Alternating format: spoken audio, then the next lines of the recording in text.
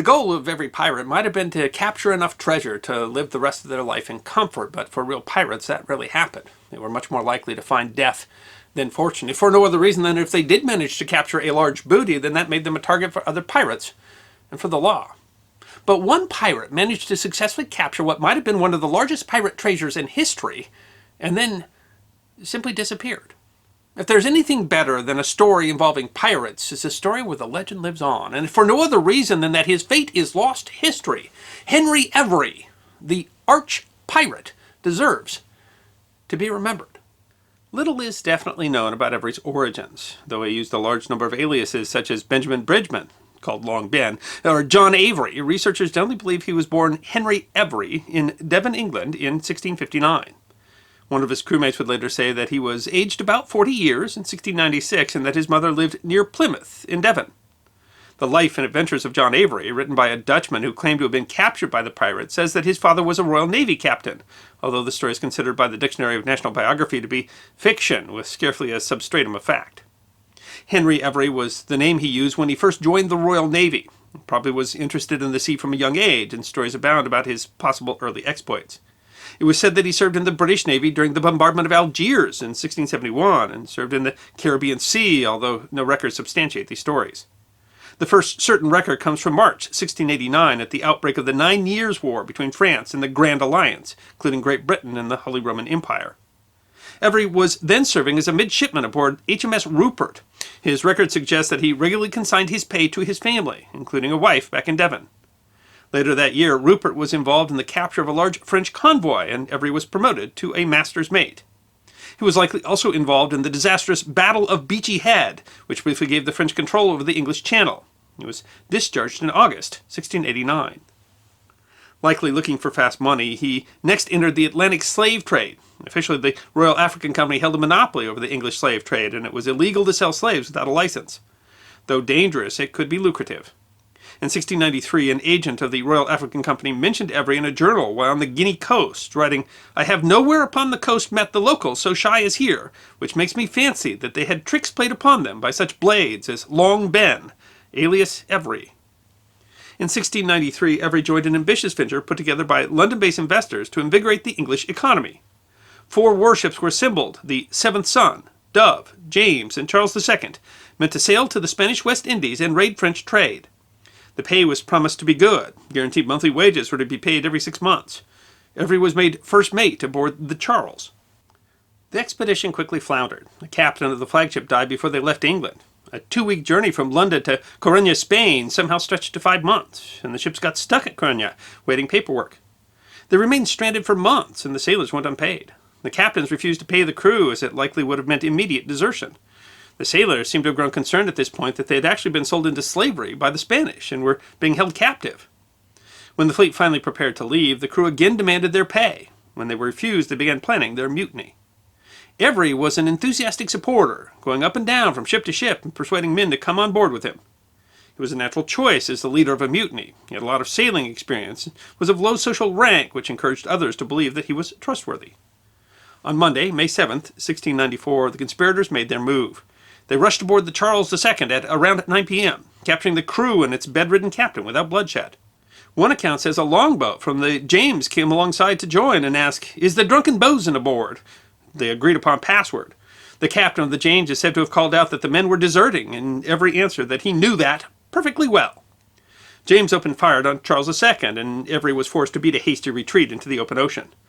Once safe, Avery gave the non-conspirators an opportunity to join them. "If you have a mind to make one of us, we will receive you. If not, here's a boat, and you shall be set on shore." Allegedly, he even offered the captured captain his position back if he was willing to turn pirate. The captain refused, and he and several others were sent ashore. Avery was unanimously elected captain and convinced the crew to sail to the Indian Ocean to try their hands at piracy. He renamed the ship Fancy, and they set sail for the Cape of Good Hope. They robbed their first ships at Cape Verde, taking provisions and supplies from 3 English merchantmen and accepting new crew members. The crew now numbered about 94. On the African coast, they cut away some of the ship's superstructure, which promised to make it one of the fastest ships in the ocean. They captured 2 Danish privateers next, taking on ivory and gold. They reached the Indian Ocean in 1695, taking on supplies at Madagascar and capturing another ship. His crew grew to nearly 150 men. Avery wrote a letter to English ship captains, claiming falsely that he had never as yet wronged any English or Dutch, nor ever intended to, and told English captains to send him a particular signal to avoid being attacked. Whatever his true intentions, the letter does seem to have kept the Fancy from being pursued. The East India Company's ships were the greatest threat in the Indian Ocean. Avery and his crew sailed to the Red Sea, where they planned to wait for an Indian fleet they knew would be passing by soon. The fleet was easily one of the richest prizes in Asia, and possibly the world. It was the fleet of the Grand Mughal Emperor of India, Aurangzeb, returning from its annual pilgrimage to Mecca. Avery joins forces with 5 other pirate captains at the edge of the Red Sea. Thomas, too, was captain of the Amity, and already famed for an enormous haul he had raided in the area the year before. The other ships were the Portsmouth Adventure, the Dolphin, the Pearl, and Susanna. Avery was elected admiral of the fleet. A convoy of 25 Indian ships were soon spotted, including the Ganj-i-Sawai, meaning exceeding treasure, a dhow with 80 guns, along with its escort, Fateh Muhammad. The Mughal fleet slipped past them in the night, but the pirates gave chase. The Dolphin proved too slow and was burned, with the crew joining Avery aboard the Fancy. The first ship they caught was the Fateh Muhammad. 2 and the Amity reached it first, but early in the fighting, 2 was killed, reportedly by cannon shot. When Fancy reached the ship, the Muhammad surrendered quickly.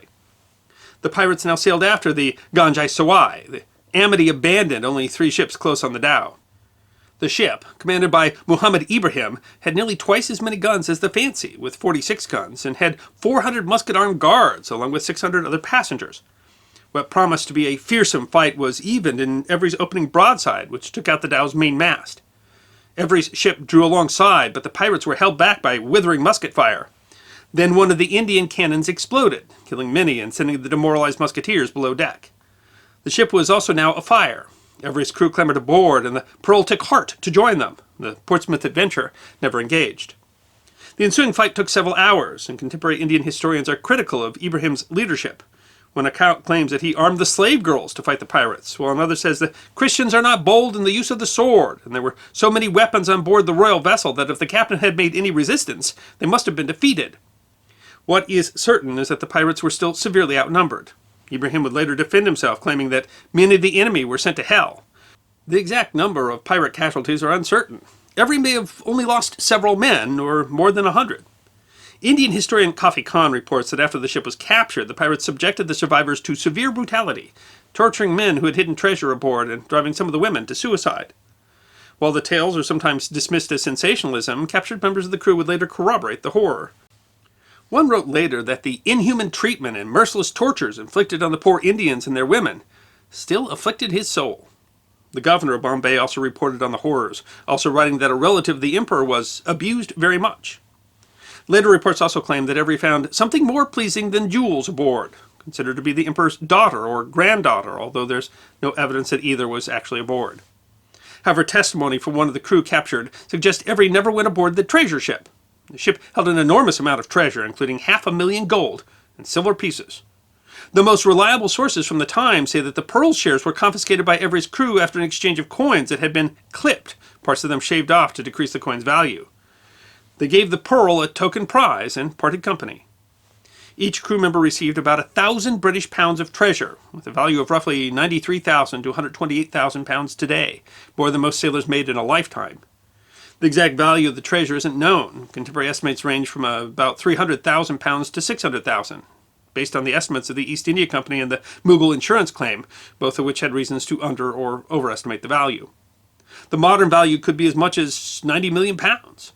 The take is possibly the greatest ever captured by pirates, though other raids may have been greater. The crew knew they were now a target. Many left the ship on the island of Bourbon, and Avery purchased some 90 slaves on the island to run the ship and to be traded for currency as they fled, thus avoiding the use of their Indian treasure. They sailed for the Bahamas. The raid had enormous geopolitical consequences. The East India Company was recovering from a war in India, and the attack threatened its very existence. The crimes are considered unforgivable violations of the Muslim pilgrimage in India, and English subjects were arrested all over the country. Emperor Aurangzeb closed English factories and nearly ordered an attack on Bombay. The East India Company agreed to pay reparations, while Parliament declared Avery and the pirates enemies of the human race. A 500-pound bounty was put on Avery's head, and a global manhunt began. Avery's crew of 113 men bribed Governor Nicholas Trott of Providence in the Bahamas, who may also have seen the ship as a benefit to defense with the threat of the French in the still ongoing 9 Years' War. Avery handed the ship over to the governor. The Fancy was destroyed, possibly on Trott's orders, who may have been trying to rid himself of evidence. Eventually, Trott, who must have known beforehand who the pirate was forced to put a warrant out for Avery's arrest, but he tipped off the crew first, and the 113 men vanished. His last words to his crew were a series of conflicting stories over where he planned to go. Avery was never certainly seen again. One British author claims that Avery returned to England, where he died in poverty after being cheated out of his wealth, although there's no supporting evidence and no one ever collected on his bounty, which would have represented more money than most men could make in a lifetime. In 1781, a customs collector had a meeting with a descendant of Avery who claimed that Avery died in poverty and distress and was buried a pauper. Yet another unlikely claim was that he lived as the king of a pirate utopia in Madagascar. None of the sightings in the following decade or sources of his fate have ever been firmly proven. Most of Avery's crew sheltered in the American colonies, where it was easy to bribe local governors. 7 were tried in colonial America, but none convicted. A number of ancient coins from the famed raid have been recovered in the United States. In England, 24 were eventually rounded up, and 6 convicted.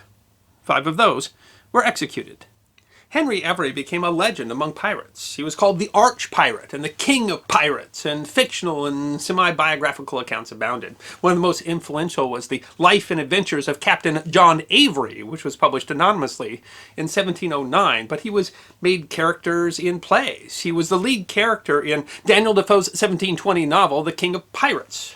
A ballad that was purportedly written by him was published. And in that legend, it transformed him from this man who was purportedly tortured women to sort of a Robin Hood, a noble pirate that went on to inspire some of those famous pirates of the Golden Age. His escapades occurred during the childhoods of captains like Blackbeard and Black Sam Bellamy and Calico Jack.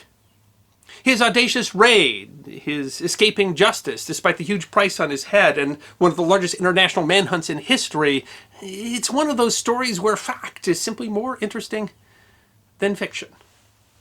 And his ultimate fate is an enduring mystery of history.